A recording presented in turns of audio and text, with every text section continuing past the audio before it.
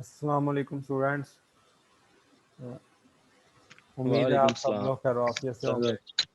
कैसे हैं आप? आप सब लोगों को रमज़ान मुबारक। खैर मैं सर आपको भी रमज़ान मुबारक। जी अल्हम्दुलिल्लाह।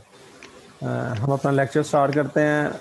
इन the previous lecture we have studied the definition of development economics in the words of Professor Amrita Sen, and we have also studied the three core values of economic development as prescribed by Professor Amrita Sen.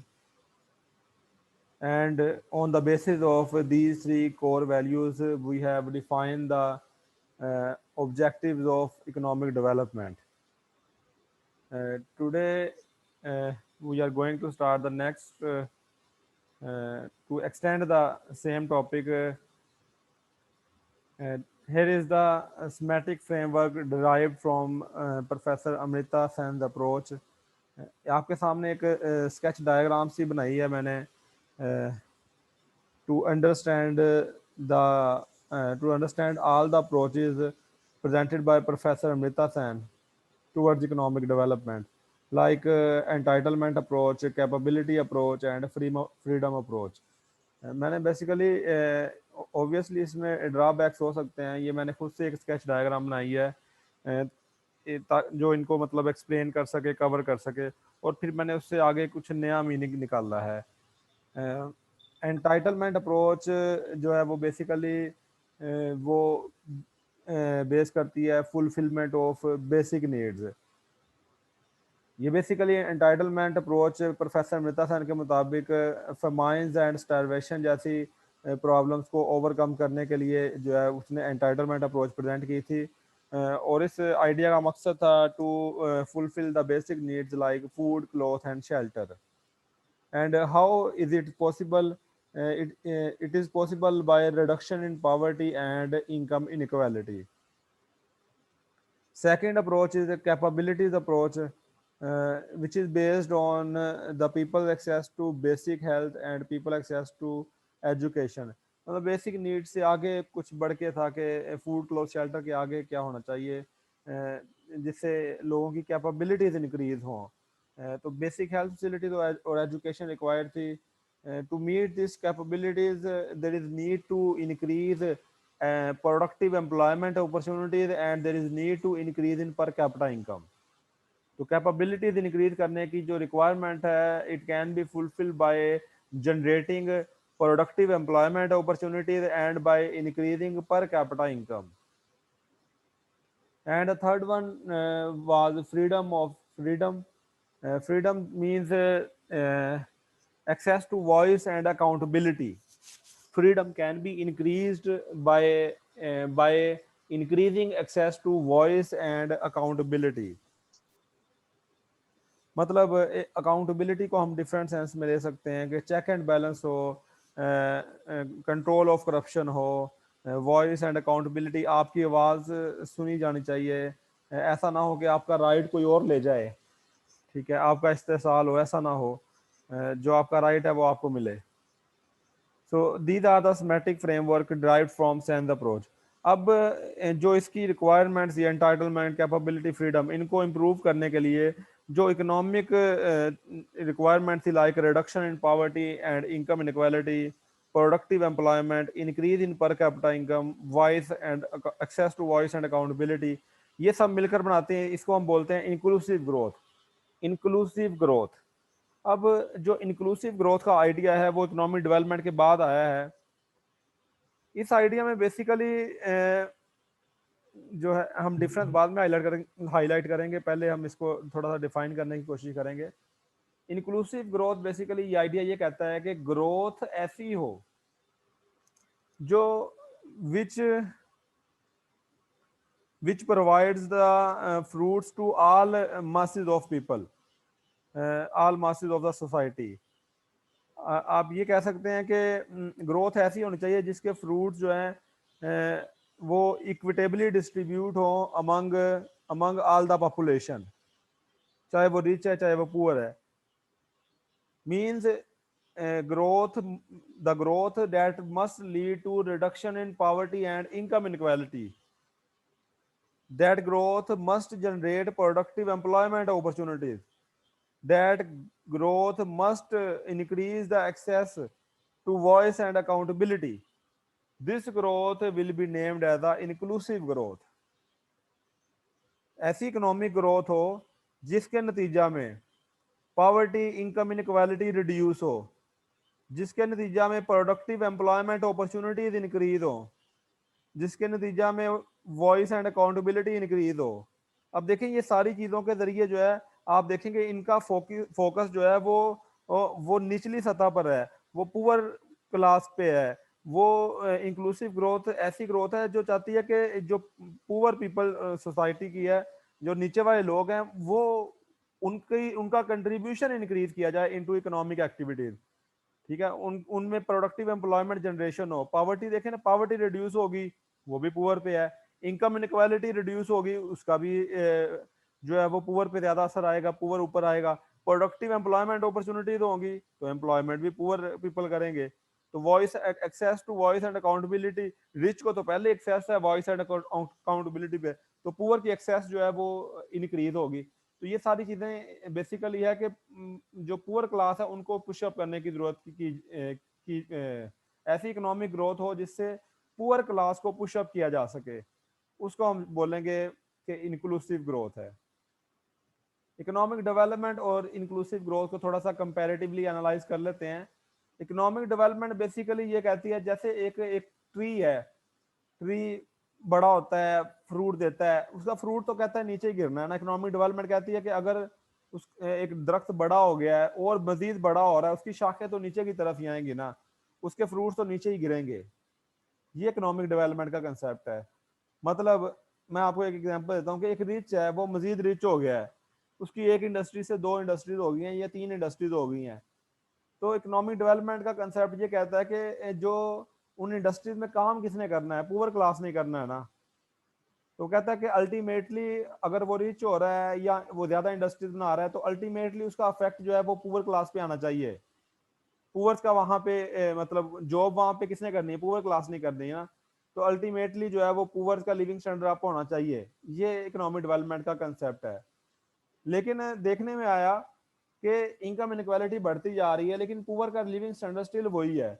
आप पिछले कोई 10-20 सालों में देखें तो जो world poverty rate है उसमें कोई सिग्निफिकेंट चेंज नहीं आया। देन इंक्लूसिव ग्रोथ ये कहती है, इंक्लूसिव ग्रोथ कहती है कि ये जो ऊपर से आने वाला कंसेप्ट है, ये दैट इज समथिंग डिफिकल्ट और डिफरेंट। इंक्लूसिव ग्रोथ का कंसेप्ट जो है वो नीचे से आ रहा है। वो कहता है ग्रॉस रूट पे, ग्रॉस रूट से हमें उनको ऊपर लेके आना है, जो ग्रॉस रूट्स हैं उनकी प्रोडक्टिव एक्टिविटी इंक्रीज करनी है। मतलब इकोनॉमिक डेवलपमेंट का कंसेप्ट ऊपर से आ रहा है, और जो इंक्लूसिव ग्रोथ का कंसेप्ट है वो नीचे की तरफ से, नीचे वाले पीपल को पुश अप करने की जरूरत है। वो कहता है इकोनॉमिक ग्रोथ, कंट्री की ग्रोथ ऐसी होनी चाहिए, इकोनॉमी इस तरीके से ग्रो करे कि उसका असर जो है वो पुअर क्लास पे हो, पॉवर्टी और इनकम इनक्वालिटी रिड्यूस हो, प्रोडक्टिव एम्प्लॉयमेंट अपॉर्चुनिटीज इंक्रीज हो, access to voice and accountability increase हो। इस सेंस में this is named as a inclusive growth. Hopefully मेरा पॉइंट क्लियर हो गया होगा। Next topic that today we are going to discuss is Millennium Development Goals. These Millennium Development Goals was set by United Nations uh, by 189 member countries and adopted these 8 Millennium Development goals, committing themselves to making substantial progress towards achieving these goals by 2015. These goals are, ये basically 189 member countries जो हैं United Nations के, उन्होंने इसे sign किया था। 8 millennium development goal set किए गए थे कि ये 2015 तक या 2020 तक कुछ अंदर से ये हम अचीव करेंगे through out the world wide. Obviously ये एक जनरल सेटिंग थी और फिर हर कंट्री उस लिहाज से जो है वो वर्क करेगा। तो प्रेजेंट कंडीशन में आप ऑटोमेटिकली कंपेयर कर सकते हैं कि इस टाइम 2020-21 चल रहा है, कि हमने किस हद तक वो गोल सेट किए हैं या नहीं, अचीव किए हैं या नहीं किए। First goal was eradicate extreme poverty and hunger. सबसे पहला गोल ये था कि जो वर्ल्ड वाइड एक्सट्रीम पॉवर्टी है एंड हंगर है, लोग मर रहे हैं, उसको रिड्यूस किया जाए by half of the population, half of the proportion. मतलब जितनी पॉपुलेशन पुअर है, एक्सट्रीम पॉवर्टी में आती है, और एक्सट्रीम पॉवर्टी को इस तरीके से डिफाइन किया गया, the people living below the $1 a day. ठीक है, ऐसे लोग जिनकी इनकम $1 से कम है उसको एक्सट्रीम पुअर कहा गया है। तो वो जितनी परसेंटेज बनती है, लेट्स सपोज के 30% बनते हैं, तो ये टारगेट किया गया कि 2015 तक वो 15% रह जाने चाहिए। इसी तरह जो भूख से मर रहे हैं, हंगर, सफरिंग फ्रॉम हंगर, उनका जितना प्रपोर्शन है तो वो हाफ हो जाना चाहिए 2015 तक। ये गोल और टारगेट सेट किया गया। आप देख सकते हैं करंट सिनेरियो में ये किस हद तक अचीव हुआ है। आई डोंट थिंक सो कि ये टारगेट जो है वो हमारा अचीव हुआ है through out the world wide. General बात कर रहा हूँ, किसी एक स्पेसिफिक कंट्री के लिए बात नहीं कर रहा। Second goal is to achieve universal primary education. अब देखें, बजाय के लिटरेसी रेट को टारगेट करने के, यहाँ पे प्राइमरी एजुकेशन को टारगेट किया गया, क्योंकि ऑब्वियसली लिटरेसी रेट में वो लोग भी कवर हैं जो आपके कंट्री में मतलब बूढ़े हो चुके हैं, बूढ़े नौजवान जिनको लिखना पढ़ना नहीं आता, वो भी इसमें शामिल होते हैं। तो उनको तो टारगेट नहीं किया जा सकता, इसलिए प्राइमरी मतलब कि जो स्टूडेंट्स प्राइमरी में एनरोल हो रहे हैं, एक तो 100% उनकी एनरोलमेंट श्योर की जाए, और दूसरा कि वो प्राइमरी स्कूलिंग का फुल कोर्स ले रहे हैं कि नहीं, उसको भी इंश्योर किया जाए। तो ये टारगेट किया गया कि 2015 तक ऑल बॉयज एंड गर्ल्स, ठीक है, no gender disparity, ensure that all boys and girls complete a full course of primary schooling के 2015 तक 100% प्राइमरी स्कूल एनरोलमेंट रेशियो है। मतलब जो उस एज के बच्चे हैं जिन्होंने प्राइमरी स्कूल में एडमिट होना है, वो 100% एडमिट हो रहे हैं और प्राइमरी स्कूलिंग को कंप्लीट कर रहे हैं। ठीक है, ये टारगेट किया गया।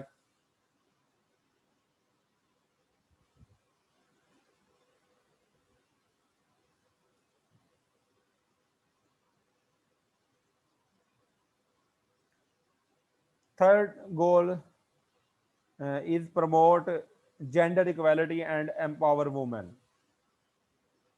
Eliminate gender disparity in primary and secondary education, preferably by 2005 and at all levels by 2015. Gender equality को जो है वो प्रमोट किया जाए, वुमेन को एम्पावर किया जाए। मतलब जो एजुकेशन में कंट्रीब्यूशन है, प्राइमरी स्कूल में एनरोलमेंट रेशो है या सेकेंडरी एजुकेशन है, उसमें जो है वो जेंडर डिस्पैरिटी ख़त्म की जाए। शायद आप लोगों को लग रहा हो कि आप लाहौर में रहते हैं, पंजाब में रहते हैं, तो बड़ा अच्छा है, यहाँ पे सिस्टम है। मैं इसकी पिक्चर पाकिस्तान में भी दिखाना चाहूँगा, बाकी कंट्रीज में भी है पाकिस्तान में। लाइक आप बलोचिस्तान में देखें, आप बलोचिस्तान में फीमेल लिटरेसी रेट उठा के देखें, तो आपको जेंडर इनइक्वालिटी की एक ग्रेट पिक्चर जो है वो क्लियर हो जाएगी। फीमेल लिटरेसी रेट उठा के देखें। आप हंगर और एक्सट्रीम पॉवर्टी के लिए आप सिंध थर की एक पिक्चर उठा कर देखें, तो आपको ये क्लियर हो जाए कि ये कितना है। और इसी तरह जो अफ्रीकन कंट्रीज हैं, वहाँ पे सिचुएशन भी बहुत ज़्यादा है, सीवियर है। Reduce child mortality rate, fourth goal of millennium development goal. Child mortality, ऐसे बच्चे जो पैदा होते ही मर जाते हैं या 5 साल से छोटे बच्चे मर जाते हैं, तो रिड्यूस टारगेट सेट किया गया कि reduce by 2/3 the mortality rate among children under 5। Same way में अगर आप रूरल एरियाज में देखें तो चाइल्ड मोर्टेलिटी रेट बहुत हाई है, तो उसको रिड्यूस करने का टारगेट किया गया। इसी तरह improve maternal health, female issues हैं, फीमेल हेल्थ,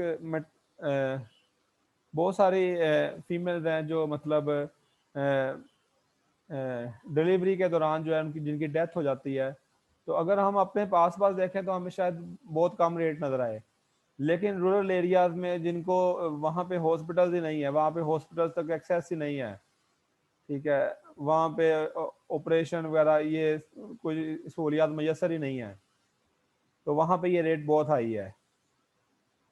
पाकिस्तान के ही इवन रूरल एरियाज को आप उठा के देख लें, शायद हमें लग रहा है कि ये दोनों रेट पाकिस्तान में कम हो, child mortality and improve maternal health, तो ऐसा बिल्कुल नहीं है। ये रेट पाकिस्तान में बहुत हाई हैं। आप अगर आप रेट बिल्कुल एग्जैक्ट रेट फाइंड आउट करना चाहते हैं, इकोनॉमिक सर्वे ऑफ पाकिस्तान पे जाएं, गूगल पे इकोनॉमिक सर्वे ऑफ पाकिस्तान लिखें, FBR की वेबसाइट पे खुल जाएगा, इकोनॉमिक एंड सोशल इंडिकेटर का चैप्टर होगा सेकंड लास्ट पे, तो उसमें आप फाइंड आउट करें, सेकंड थर्ड पेज पे आपको मोर्टेलिटी रेट्स मिल जाएंगे। ये अमंग 1000 होंगे कि 1000 में से कितने हैं, तो आपको आइडिया हो जाएगा कि कितना जो है वो हाई है mortality rate. Sixth millennium development goal is to combat HIV, AIDS, malaria and other disease. Halt and begin to reverse the spread of HIV, AIDS. Halt and begin to reverse the incidence of malaria and other major disease. Target ये किया गया कि 2015 तक ये कोई case ना रहे malaria, HIV, ads का।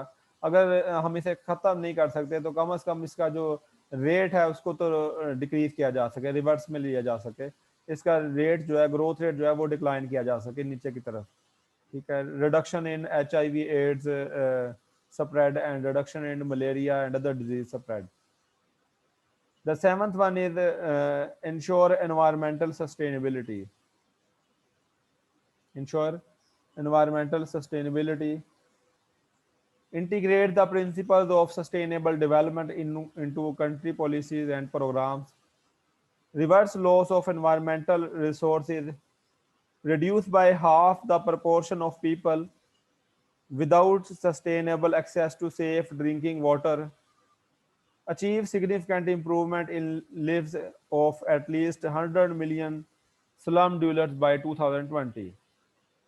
बेसिकली इसमें यह टारगेट किया गया कि एनवायरनमेंट को स्टेबल करें। एक तो जो डेवलप्ड कंट्रीज ने एक्सपीरियंस किया था, मतलब वो डेवलप्ड हुए हैं इस पीरियड में, 80s में 90s में जो डेवलप्ड हुए हैं, उन्होंने ये फील किया, मोस्टली कंट्रीज जो हैं वो इंडस्ट्रियलाइजेशन के जरिए डेवलप्ड हुए हैं, इंडस्ट्रियलाइजेशन के जरिए, तो उन्होंने अपना एनवायरनमेंट बड़ा डिस्ट्रॉय कर लिया था, तो उसके लिए ग्रो ग्रीन पॉलिसीज जो है वो अडॉप्ट की गई।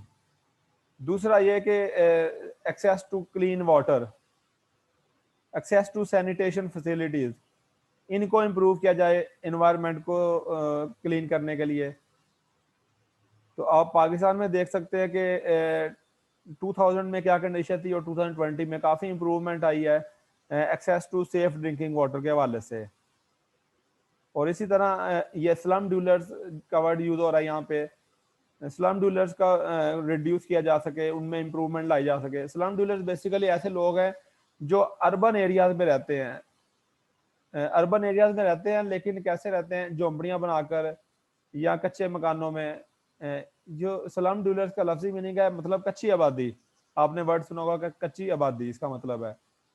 तो जो लोग इस तरह झोंपड़ियाँ बनाकर या अर्बन एरियाज में हैं, लेकिन जो है वो कच्ची आबादी की तरह रह रहे हैं, झोंपड़ियाँ बनाकर या मट्टी के मकान बनाकर, उनमें इम्प्रूवमेंट लेके आई जाए, एटलीस्ट 100 मिलियन पीपल बाय 2020। तो ये टारगेट किया गया। And last millennium development goal is to develop a global partnership for development. अब ये जो था ये डोमेस्टिक नहीं था, ये इंटरलिंकेजेस टारगेट था कि कंट्रीज जो है वो आपस में एक ग्लोबल पार्टनरशिप डेवलप करें, एक ऐसा सिस्टम हो जो जो जो नॉन डिस्क्रिमिनेटरी बेसिस पे हो, एक ऐसा सिस्टम हो जो कंट्रीज में डिस्क्रिमिनेशन ना करे, जो कंट्रीज में ट्रेडिंग सिस्टम में डिस्क्रिमिनेशन ना करे, जो कंट्रीज के फाइनेंशियल सिस्टम में डिस्क्रिमिनेशन ना करे। मतलब कर्जे प्रोवाइड करने अगर IMF है या वर्ल्ड बैंक है तो वो डिस्क्रिमिनेशन ना करे कंट्रीज में। अगर कोई ट्रेडिंग सिस्टम के लिए ट्रेडिंग पॉलिसी अडॉप्ट करनी है तो वो डिस्क्रिमिनेशन ना करे। और ये कैसे हो सकता है? ये गुड गवर्नेंस और क्वालिटी ऑफ इंस्टीट्यूशंस के जरिए हो सकता है। So these was the goals and targets set by United Nations for obtaining these goals by 2015। अब आप इसमें से देख सकते हैं कि बहुत सारे जो है वो टारगेट्स जो सेट किए गए थे वो अचीव नहीं हुए।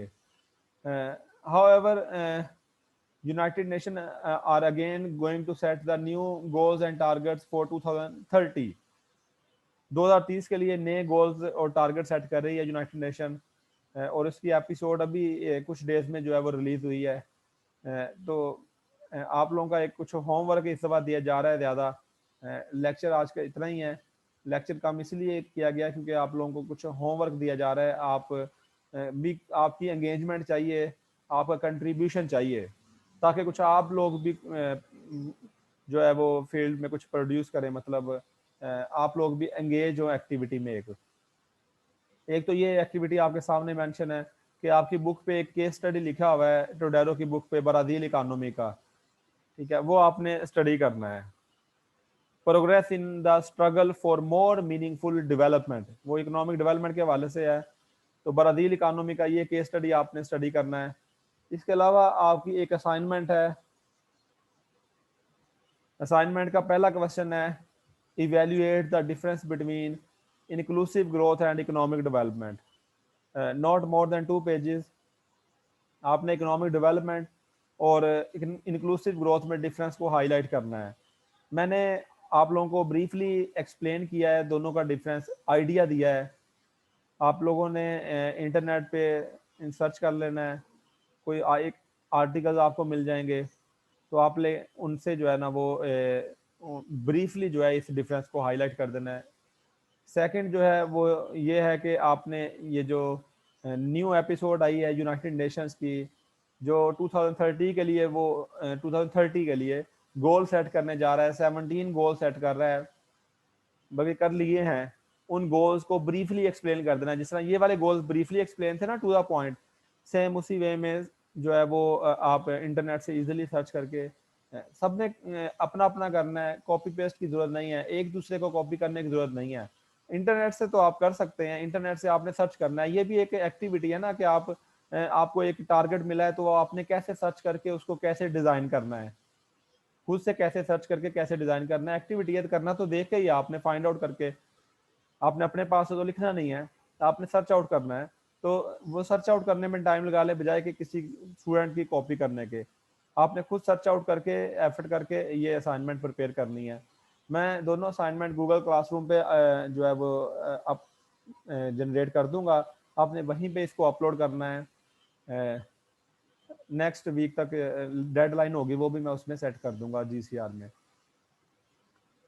आज इस सर वीक ये हम लोगों ने असाइनमेंट पेपर पे बना के आपको उधर सेंड करना है या नहीं, कितना इसे करना है? ऐसे वर्ड पे बना लें, इट्स बेटर। अगर कोई असाइनमेंट पेपर बनाना चाहता है वेल एंड गुड, वो असाइनमेंट पेपर बना ले, उसकी तस्वीरें खींच कर और पीडीएफ में कन्वर्ट करके जो है वो अपलोड कर दीजिएगा। ठीक है, ऐसे भी कर ओके सकते फाइन हैं। सर, एक और क्वेश्चन। जी जी श्योर। एक और क्वेश्चन था, ये जो इकोनॉमिक डेवलपमेंट और ये इंक्लूसिव ग्रोथ का आपने डिफरेंस कहा है, इसको जी हम जिस तरह लाइन लगा के डिफरेंस लिखते हैं उस तरह से लिख दें बिल्कुल, या जी बिल्कुल सेपरेटली? बिल्कुल, इस तरह लाइन लगा के लिख लें, इट्स बेटर। ठीक है सर। जी बस ये है कि सर मुझे समझ नहीं आपको, आई, एक दफा जरा रिपीट कर दें। जी बेटा क्या समझ नहीं आई मुझे बताएंगे आप? सर ये असाइनमेंट का जो आपने बताया। मैंने असाइनमेंट का कुछ नहीं बताया, असाइनमेंट का क्वेश्चन बताया करनी आपने है। फर्स्ट ये है कि difference between economic development and inclusive growth.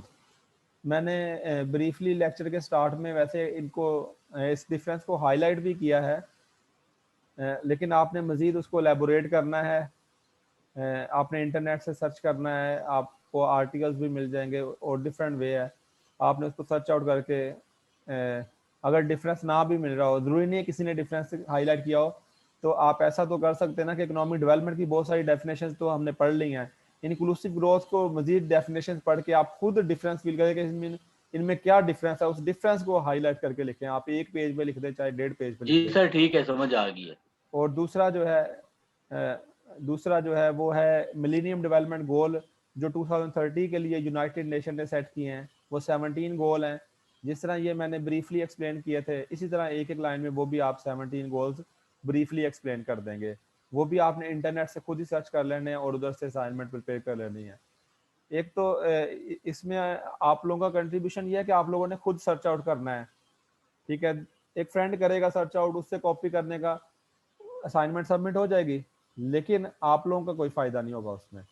आप खुद सर्च करेंगे, खुद उसे हैंड रिटन करेंगे, खुद बनाएंगे, ठीक है। आपके पास ज्यादा मटेरियल होगा, आप उसे कंसाइज करेंगे, ब्रीफ करेंगे, ये आपकी एक्सरसाइज हो जाएगी, आपको वो क्लियर हो जाएगा। 10 मार्क्स की असाइनमेंट होगी, आप प्रिपेयर कर लीजिएगा। GCR पे मैं अपलोड करूंगा, वहां पे सबमिट कर दीजिएगा। इस वीक में हम इसीलिए कम पढ़ रहे हैं ताकि ठीक आप हो गया सर। ये 3 तरह का होमवर्क मैंने प्रोवाइड कर दिया है। Okay student, thank you so much. ये कोई स्टूडेंट है तो वो स्क्रीनशॉट पार्टिसिपेंट्स का स्क्रीनशॉट लेकर जो है वो ग्रुप में सेंड कर दे, CR या GR। 18 students are present.